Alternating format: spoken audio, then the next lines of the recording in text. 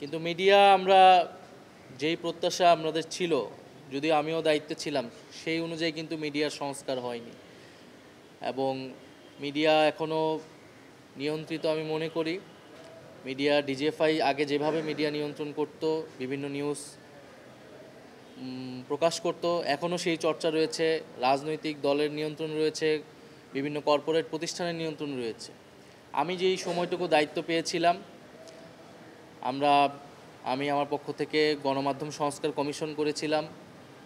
তাদের দায়িত্ব ছিল এই পুরো বিষয়টাকে সংস্কার প্রস্তাবনা করে সরকারের মাধ্যমে এটা বাস্তবায়ন করা।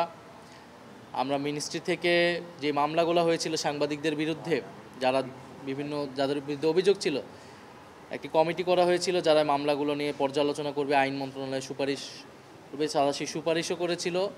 বাকিটা আইন মন্ত্রণালয় এবং স্বরাষ্ট্র মন্ত্রণালয়ের দায়িত্ব ছিল। যারা ফ্যাসিবাদের দোষর ছিল, যে সকল সংবাদ মাধ্যমের কর্মীরা, তাদেরকে বিচারের আওতায় আনা।